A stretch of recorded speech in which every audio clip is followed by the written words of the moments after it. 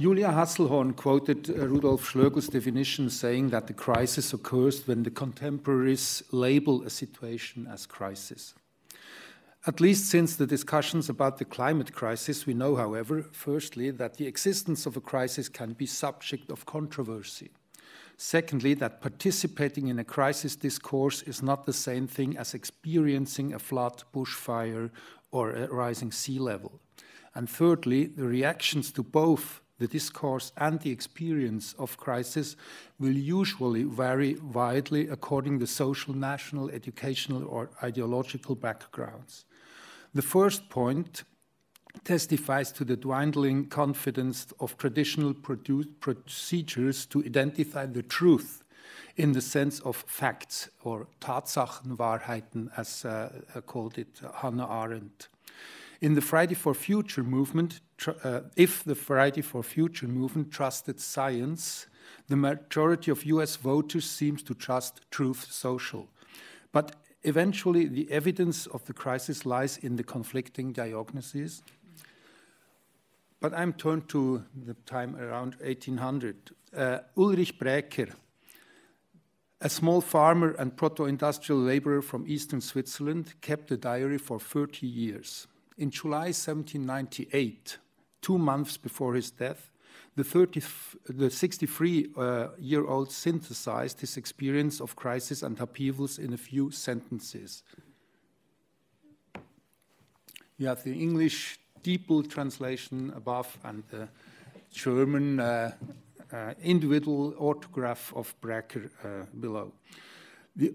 Long enough I have been a spectator on this world theater and have sometimes played an unimportant role myself. All my days I have cared little about political affairs and matters. Not so many significant things have happened in this field in all the 60 years of my existence. And just to mention, he took part at one of the battles of the 7 Years' War as a mercenary, as only in this single half year since the new year of 1798. One might say that otherwise not so much news and political changes have happened in some 100 years as in this single half year. The autodidactic and eccentric pietist from the extremely modest background, who had acquired a certain fame as the so-called poor man from Toggenburg through his autobiography published in 1788 by learned friends from the city of Zurich, he formulated his perception of the present as an enormous acceleration and an overabundance of overlapping events. This seems to be a typical form of perceiving crisis and experiencing revolution. For the essence of the crisis lies in the fact that neither the end of the series of upheavals and ruptures can be predicted, nor the direction, forwards, backwards, upwards, downwards, left, right, in which society and state will develop in the near future. The crisis makes career plannings impossible. The term crisis, understood in the medical sense as the point of decision for better or worse in the course of an illness, emphasizes this decisive moment of uncertainty and insecurity. Metaphorically, the crisis discourse diagnoses the extraordinary and unclear openness of the future as pathological, as it is fueled by fear. But what is experience? According to Reinhard Koselleck, I quote, "There is no history without being constituted by experiences and expectations of the acting and suffering human being." End quote. Experience has both individual and collective components. In everyday language, the subjective component of the concept of experience dominates, which is fueled by the self-evidence of personal, ultimately inexplicable experience. Diametrically opposed to this is the new natural sciences concept of experience, or empiricism, which aims to filter out the subjective components of perception with the arrangement of an experiment, so that every person can repeat a completely identical experience, in brackets, by experiment at any time.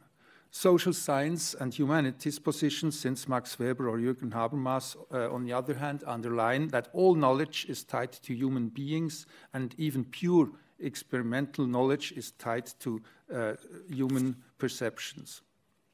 So experience as a communicated interpretation of what is experienced is beyond that socially integrated into communicative processes of meaning production.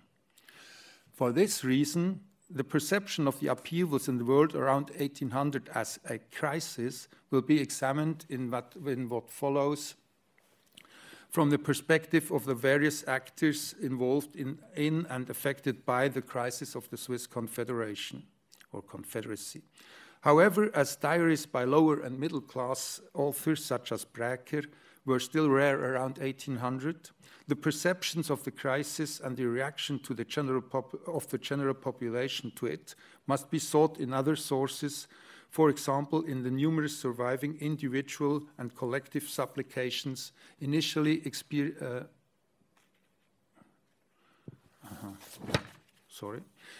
requests and petitions. I'm not used to have double-sided print. Requests and petitions, as well as in the mediated public form produced by the rapidly multiplying newspaper press. But first, we need a short excursion into exotic climes, namely a short crash course in Swiss history around 1800. During the only 17 years from 1798 to 1815, people living in Switzerland have experienced more changes and revolutions than ever during the many centuries of its existence. The 13 sovereign republics or cantons of the old Swiss Confederacy knew an extraordinarily continuous development without external wars and territorial changes since the 16th century.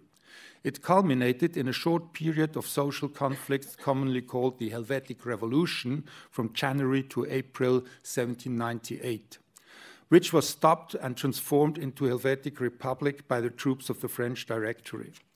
After a mere 5 years and not less than 4 coups d'etat and 9 consecutive governments and a civil war, this sister republic ended up in a short civil war that was suddenly stopped by French troops.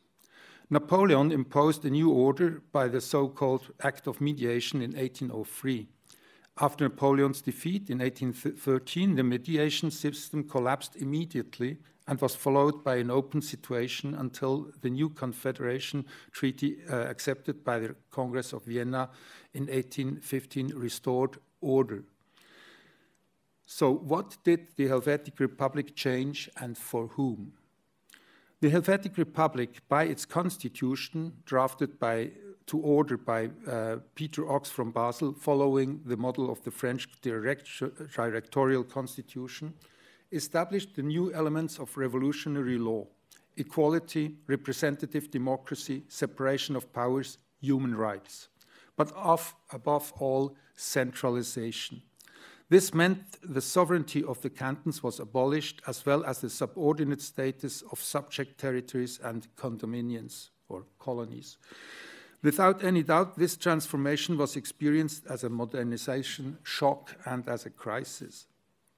However, most people did not think in terms of representative democracy, which was still a rarely used foreign word at the time. The separation of powers or human rights, that were not the categories in the heads of the people. They tended to measure change in terms of what it brought them or took away from them. They initially experienced the new conditions in their daily lives in form of the passage of troops and military quartering and sometimes even acts of war, a hard reality from which the Swiss population, in contrast to most European regions, had been spared for centuries.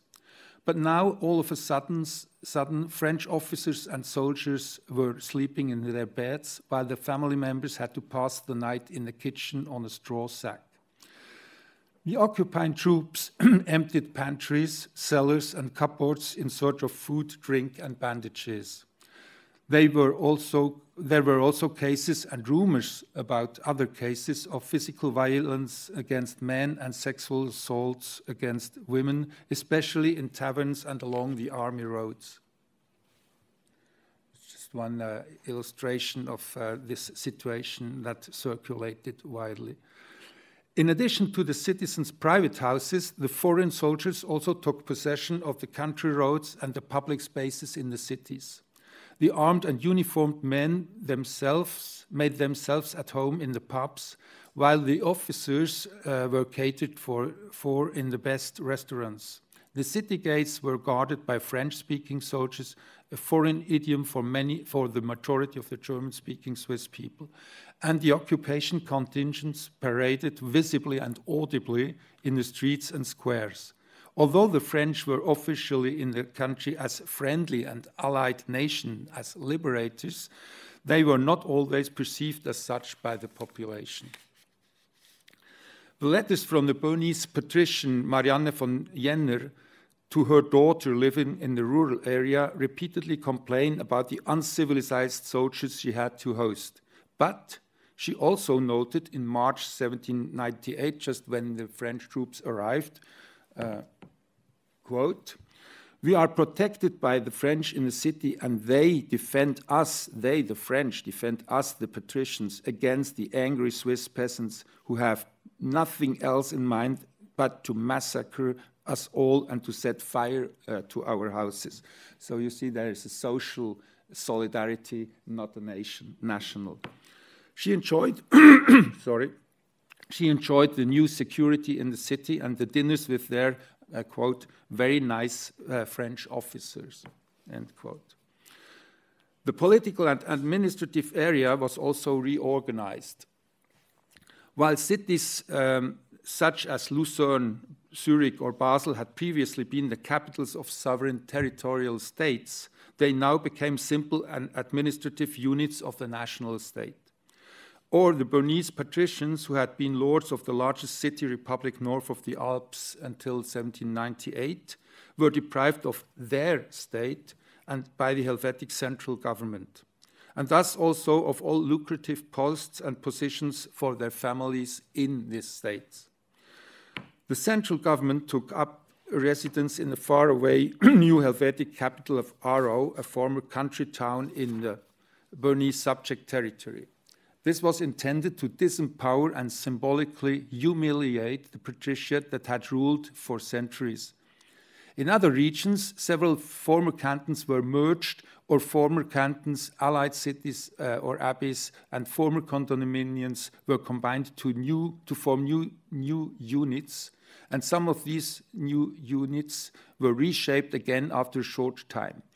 These many changes were accompanied by the introduction of the French Revolutionary calendar, which was valid from 1798 to 1805 in parallel with the Gregorian calendar and required additional synchronization efforts in daily life. While the urban milieus in the Pays de Vaud, a former subject territory of Bern, for example, welcomed these changes because they saw it as a confirmation of their freedom they had already won during the Helvetic Revolution early in 98. But the rural cantons in central Switzerland, as well as numerous village communities, even in the Pays de Vaud, vehemently opposed the administrative redistribution. So did Bracker. I quote, "Today our electors of the whole canton of St. Gallen, or as some write, the canton of Santis," Santis would be the official name, but you see that it is not already accepted, "are gathered at Appenzell, a marvelous cricket grille of a French commissary, who has made Appenzell the capital of the whole canton and not St. Gallen, which is in all respects deserves to be the capital." Well, Appenzell is really at the end of the valley, up in the mountains, and really difficult to reach. But on the map, it looks as being central, and so the French commissioner chose it as a capital of this district. While Bracker confided his disapproval only to his diary, thousands of citizens signed municipal petitions against the administrative reallocation, which they felt was nonsense because it usually meant longer journeys to unknown places and unfamiliar procedures. As a result, large parts of the population experienced the transformation on the ground primarily as imposed centralization, military occupation by foreign troops, and political disempowerment, but not as liberation according to the French conception. And the argument of republic is no argument in Switzerland. So the Swiss cantons have been republics for some centuries, another type of republic, but it's not a really hard argument as it was perhaps in Naples. However, there were also milieus in Switzerland that welcomed the arrival of the French. Unsurprisingly, these included the revolutionary-minded enlightened activists from the subject territories, as for instance in the Pays de Vaud, in the Aargau, the Toggenburg, or the Ticino. Many ordinary people who had previously been excluded from political participation on a national level now took an active part in shaping public life through assemblies, petitions, and elections.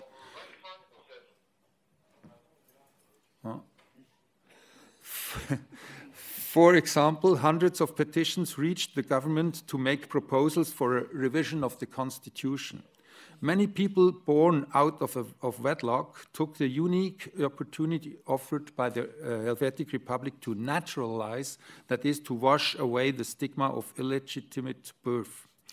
Many political clubs, as les Amis de la Liberté, openly criticized officials of the state that lacked revolutionary convictions, or even the government, the Helvetic government, of its foreign policy, if its foreign policy was not truly republican. While only parts of the populations had welcomed the radical innovations at the beginning of the Helvetic Republic, their enthusiasm also waned as the crisis of the new state grew. Heavily burdened by the war contributions and the recruitment of Swiss soldiers for the French army, the young state lacked the peace and resources to implement its numerous progressive reform programs: compulsory elementary schools, national university, progressive transport infrastructure, multilingual culture, equality, and etc. Deprived of this previous income by the abolition of feudalism, the young republic imposed direct taxes on capital, land, and real estate, which was not well received by households that had suffered greatly from the crisis and had previously only known indirect consumption taxes. The last attempts by Swiss cantons to introduce direct taxes failed during the 30 Years' War due to massive anti-fiscal revolts. The growing disagreement among the political elites, who were divided into radical patriots and moderate Republicans, supporters, as well as compromising federalists and rather uncompromising conservatives, opponents of the Helvetic Republic. These struggles led to party disputes, 4 coups d'etat, 9 successive governments, and civil war in a period of not even 5 years. So what about communicating the crisis? Petitioning has always been a major channel of communication between subjects and lords. But petitioning was not only legalized by the Helvetic government, but stipulated by the Parliament of the Helvetic Republic. There were masses of supplications, requests, and demands addressed to both local and national authorities. At the communal level, or local level, the consequences of military billeting were the main issues of petitions. It was not so much the fact of quartering itself that was criticized, people were resigned to the inevitable, as the fairness of allocation. Many complained that the neighbor with a larger house had to accommodate fewer people.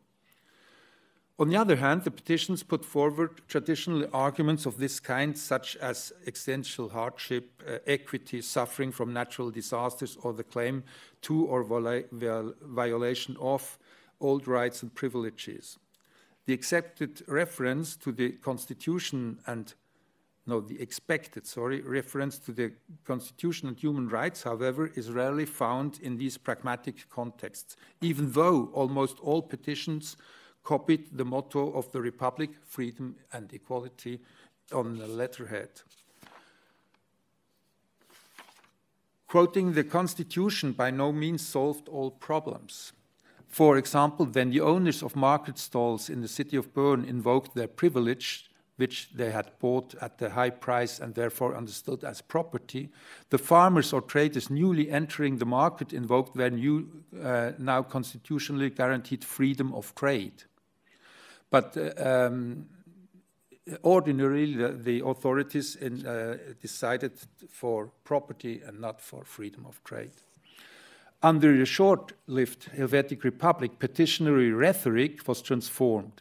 Instead of groveling before the authority as in the Ancien Régime, petitioners now performed their newly acquired political equality and freedom by addressing the authorities as citizen legislators or citizen governor, and by adding the final formula with Republican greetings. Instead of the old obsequious phrases that addressed, quote, our high-born, very honored, venerable, and graceful lords, and closed with, forever ready to serve your humblest subject. The new formulas were not just spontaneous expressions of revolutionary boldness. They also became legal requirements, although, interestingly, the use of these phrases preceded by several weeks the laws in which they were imposed. Some months before the end of the Helvetic Republic, the old form of the addresses reappeared without any modifications in the law having been made before. It seems that the formulas of address in petitions may be read as seismographs announcing socio-political earthquakes and by atmospherically perceiving and sensitively reacting to slightly shifting power relations, and even anticipating major ruptures in power relations. Petitioners skillfully adapted to regime changes by their faithful performance of the rhetorical formulas that successive authorities wanted to hear. My last point, multiplying uncertainty, the newspapers. However, the population was not only faced with a completely new political, legal, and administrative constellation and military occupation, but also with a radically changed communication situation. The reading public experienced a fundamental transformation of the media landscape. With the implosion of the old oligarchies and the introduction of freedom of the press by the Helvetic Constitution on April 12 in 1798, the number of printed products exploded. Besides the often trenchant and even defamatory pamphlets, the hitherto little-known genre of caricature also experienced an unprecedented upswing, both in terms of quantity and aesthetics. The caricature was mostly used by conservative, anti-republican, anti-revolutionary forces. But most significant was the number of political weeklies that increased abruptly.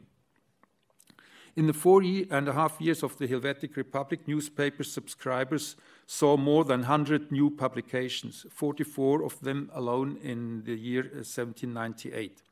Whereas in the previous 50 years, there had only been around 3 new publications per year. While long-established monopoly newspapers such as the Gazette de Berne, the former loudspeaker of the patrician government, perished with the government, many new liberal or conservative, unitary or federalist newspapers emerged, almost all of which now mainly offered domestic political news.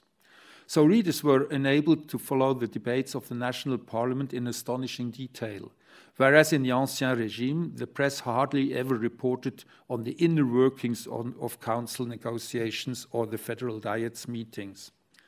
Citizens who had submitted or co-signed petitions were able to follow via the newspaper how the parliamentary chambers discussed and decided on them. However, reporting varied greatly depending on the political position of the newspaper's editors. But the freedom of the press only lasted for a short summer. Then the first censorship guidelines from the French occupation authorities were issued in July, I think, and soon expanded by the Helvetic government. This led to the paradoxical situation that the liberal advocates of the Helvetic Republic were against censorship in principle, but felt compelled to reintroduce it against their ideological convictions for the safety of the state. In contrast, conservatives benefited politically and economically from the freedom of the press, although they rejected for ideological convictions the Helvetic constitution, which guaranteed the freedom of press. It was precisely through the regular reports in the newspapers that the party battles in parliament and government were brought before the eyes of the reading and listening public.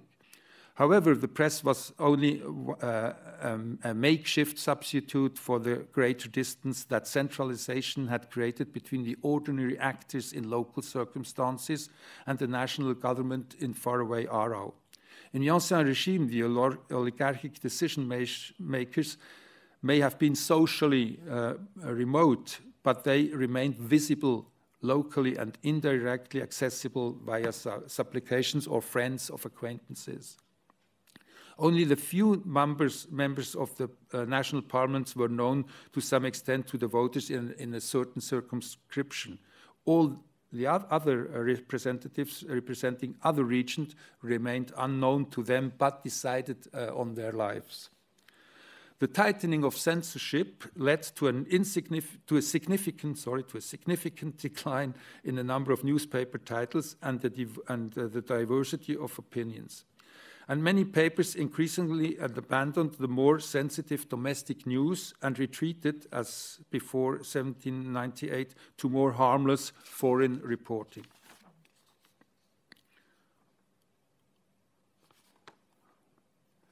I come to my conclusion. As we have seen, the short period from 1798 to 1803 or 1815 saw a series of ruptures in constitutional order, social structure, administrative system, and the political culture. These changes and transformations were perceived and experienced individually, socially, and ideologically in very different ways. The various perceptions and experiences further increased the social distance and divisions between individuals and groups. The modes of reaction to these upheavals underwent changes as well. Petitioning was now a guaranteed holy right, as the parliament said, and massively used, not a natural, it's a holy right, and massively used by all strata of the society to communicate with the authorities. But revolts and civil war remained as ultima ratio of the conversation with the authorities. The loss of political and administrative stability was potentiated by the rapidly transforming media landscape.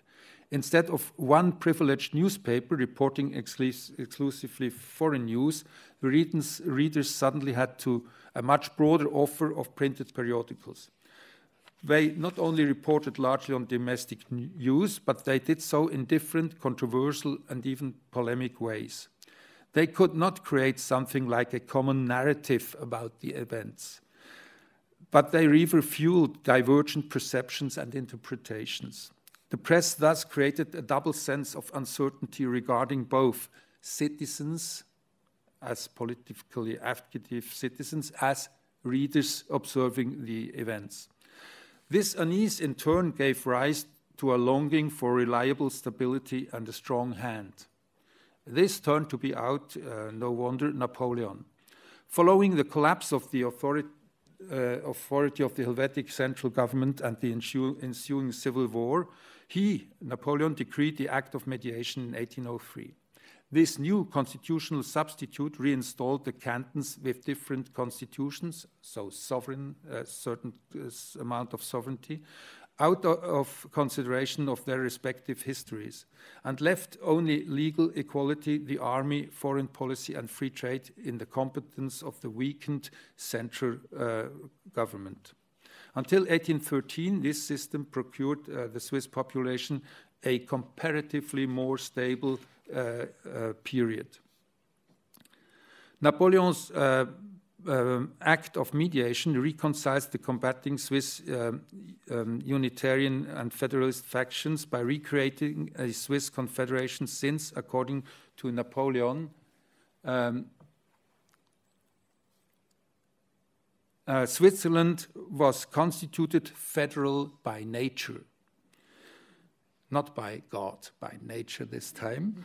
Napoleon seemed to be proud of this solution. Instead of provoking civil war and heavy Swiss resistance by installing himself as king or duke or count of Switzerland, he from 1806 onwards preferred to bear the title of Médiateur de la Confédération Suisse and save this stable cooperating small state as his only republics, as he had transformed all other sister republics to monarchies again by 1805.